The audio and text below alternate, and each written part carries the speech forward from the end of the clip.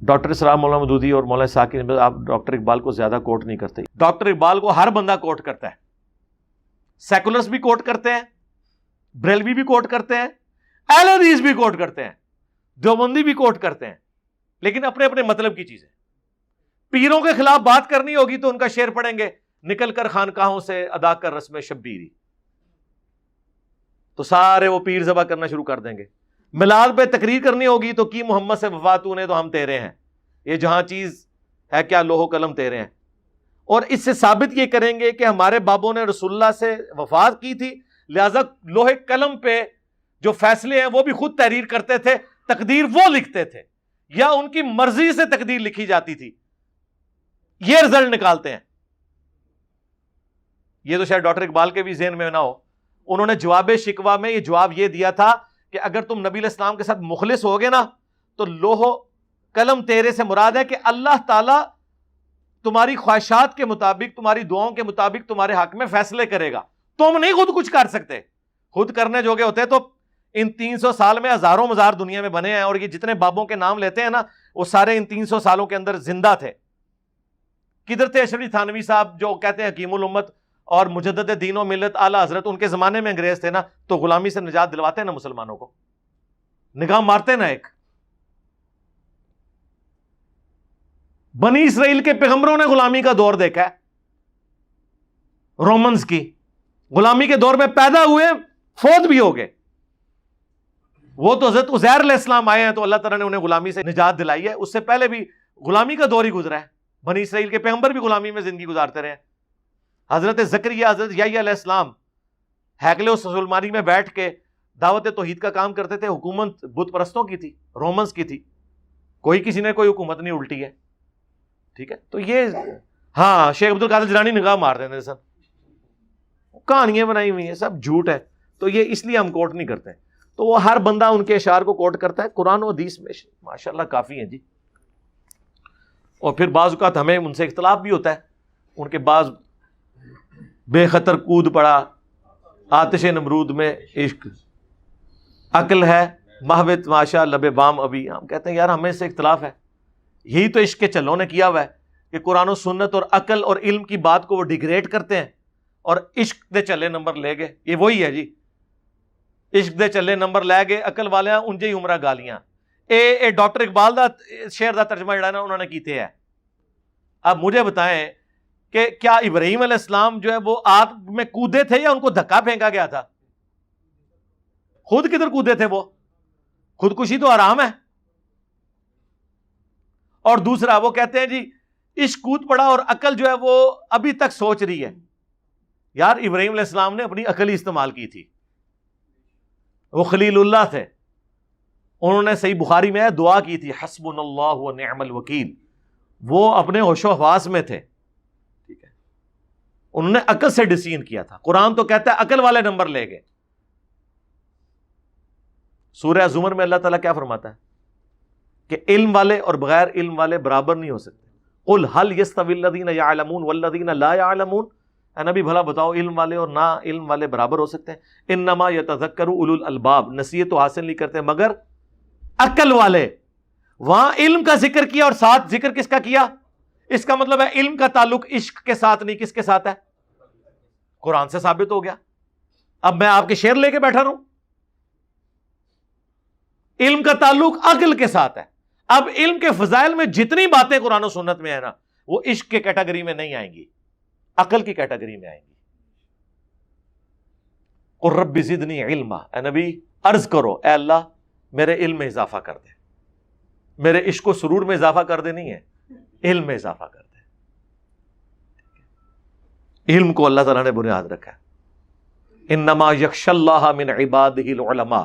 اللہ کی خشیت اور معرفت اہل علم کو ہے, اہل عشق کو نہیں. عشق محبت یہ ساری چیزیں علم کے ساتھ جڑی ہوئی ہیں. علم کے بغیر یہ ساری چیزیں فضول ہیں جب تک آپ اپنی عقل استعمال نہیں کریں گے. آپ کے جی میرا عشق تو کہتا ہے میں تو پیغمبروں کے بغیر اللہ تک پہنچنا چاہتا ہوں, میں پیغمبروں کا وسیلہ بھی نہیں ڈالنا چاہتا, میری توحید اتنی کامل ہے. تو ہم کہیں گے تیری توحید شیطانی توحید ہے. رحمانی توحید ہے پیغمبروں کا دامن کرم تھام کے اللہ تک پہنچنا، جو پیغمبر تعلیم کریں گے. لیکن وہ کہ نہیں جی میرا عشق تو کہتا ہے کہ میں اللہ اور اپنے درمیان کسی پیغمبر کو بھی ماننے کے لیے تیار نہیں ہوں. تو عشق میں تو بڑا اچھا جملہ لگتا ہے، عشق میں یہ بھی بڑا اچھا جملہ لگتا ہے کہ نہ مجھے جنت کی لالچ ہے نہ جہنم کا خوف ہے، بلکہ میں اللہ کی محبت کی وجہ سے اس کی عبادت کرتا ہوں. تو سرکار اگر یہ چیز ہے تو قرآن میں یہ کہیں لکھی ہوئی ہوگی نا. ٹائم قیامت تک جو آیت کڈو، اس کے الٹ آپ کو آیات قرآن میں دکھا دیتے ہیں. ربنا اصرف عنا عذاب جہنم ان عذابها کان غراما. اللہ نے کہا ہے میرے نیک بندے وہ ہیں کہ جو دعائیں مجھ سے کرتے ہیں، اے رب ہم سے جہنم کا عذاب پھیر دے، یہ ہمارے گلے کا پھندا بن چکا ہے، ہر وقت لٹکتی تلوار ہے، اللہ ہمیں سے بچا لے. اور ہمارے پیغمبر سنن نبی داؤد میں حدیث ہے، دعا سکھا رہے ہیں اللہم اجرنی من النار. اور سورہ الف لام میم سجدہ میں اللہ نے فرمایا ہمارے نیک بندے خوف اور طمع کے ساتھ ہمیں پکارتے ہیں. خوف کس کا؟ اللہ کی ناراضگی کا، جہنم کا. اور طمع کس کا؟ اللہ کی رضامندی کا اور جنت کا. یہ جنت کی لالچ ہمیں کس نے دی؟ شیطان نے یا اللہ نے؟ تو اس کا مطلب ہے کہ اللہ تعالیٰ ہمیں غلط چیز کی لالچ دے رہا تھا. تو پھر جنت کی توہین کرنا، جنت کو ڈیگریڈ کرنا، کیا یہ رحمانی توحید ہے یا شیطانی توحید ہے؟ تو سارے صوفیاء یہی کرتے رہے. اور جی رابعہ بصریہ کے بارے میں ایک ہاتھ میں انہوں نے لوٹا اٹھایا ہوا تھا، ایک ہاتھ میں جناب وہ آگ اٹھائی ہوئی تھی، سلگتے ہوئے کوئلے. کسی نے پوچھا کدھر جا رہی ہو؟ انہوں نے کہا جی یہ اس لوٹے سے میں جہنم کو بجھانے. جہنم بجھدا ہے او کوئی عقل دی گل کر پلیے لوکے، اور اس سے جنت کو آگ لگانا ہے. جنت کو تو فنا ہے نہیں سر، وہاں تو آپ فروٹ بھی توڑیں گے تو دوبارہ نکل آئے گا. بخاری مسلم میں حدیث ہے، نماز کسوف میں حضور آگے بڑھے، ہاتھ اٹھایا، واپس کیا. صحابہ نے کہا یا رسول اللہ یہ نماز میں آج آپ نے نیا عمل کیا. فرمایا میں نے جنت دیکھ لی. کدھر نگاہ پہنچی؟ ساتوں آسمانوں کے اوپر اللہ نے دکھائی. میں نے انگوروں کا ایک گوشہ دیکھا، توڑنے کا ارادہ کیا، اور اگر میں توڑ لیتا تم ہمیشہ کھاتے رہتے، فنا نہ ہوتا. کیونکہ جنت کو فنا نہیں ہے، جنت ہمیشہ کے لیے. تو اب اس سے کوئی پوچھے کہ کون سا کوئلہ ایسا بنا ہے کہ جو جنت کو ختم کر سکتا ہے؟ زمین و آسمان کی ساری مخلوقات، سارے فرشتے، سارے پیغمبر مل کے بھی، یہ بفرض محال میں کہہ رہا ہوں، جنت کو تباہ نہیں کر سکتے. زمین و آسمان کے سارے پیغمبر، فرشتے، جنات مل کے بھی جہنم کو بجھا نہیں سکتے. کو بات کریں تو اس پہ میں نے بولا تھا کہ ہم رابعہ کا عقیدہ نہیں رکھتے، ربیہ کا عقیدہ رکھتے ہیں. جو مسلم شریف میں حدیث ہے، ایک ربیہ نامی صحابی تھے، حضور کو وضو کروایا کرتے تھے. ایک دن سمندر رحمت جوش میں آیا، آپ نے فرمایا سل ربیہ، مانگ کیا مانگتا ہے؟ اور وہ تیاری کر کے بیٹھا تھا. ہائے ہائے، اس نے کہا یا رسول اللہ جنت میں آپ کا پڑوس. حضور نے کہا کچھ اور بھی مانگ لے. انہوں نے کہا یا رسول اللہ یہی. اب اس سے بڑی بات تو ایک ہی ہے، کوئی اور مانگی جا سکتی ہے، لیکن وہ مانگنا حرام ہے کہ یا اللہ مجھے پیغمبر بنا دے. وہ وہبی ہے، وہ کسبی نہیں ہے، یعنی محنت سے حاصل نہیں ہو سکتی. کائنات کی سب سے بڑی دعا یہ ہے کہ اللہ مجھے پیغمبر بنا دے، لیکن یہ دعا کرنا حرام ہے. اس کے بعد بڑی دعا کائنات میں یہ ہے کہ مجھے پیغمبروں کا پڑوس مل جائے. ٹائم قیامت تک ہے سب کے پاس. اس سے بڑی کوئی دعا ہے نا اس کائنات میں تو مجھے بتانی ہے آپ نے. اور وہی انہوں نے مانگا، اور انہوں نے تو اس کا بھی اعلیٰ درجہ کہ رسول اللہ کا پڑوس مل جائے صلی اللہ علیہ وآلہ وسلم، امام الانبیاء کا صلی اللہ علیہ وآلہ وسلم. پھر آپ نے فرمایا پھر کثرت سجود سے میری مدد کر.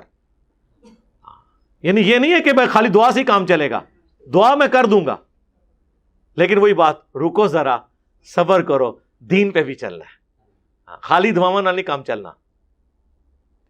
اب مجھے بتائیں اللہ کے نبی جو ڈائریکٹ اللہ سے لے کر دیتے ہیں امتیوں کو، وہ تو کام بتا رہے ہیں، اور بابے کہہ رہے ہیں کہ ہمارے مرید بھی ہو جاؤ تو جنت میں لے جائیں گے.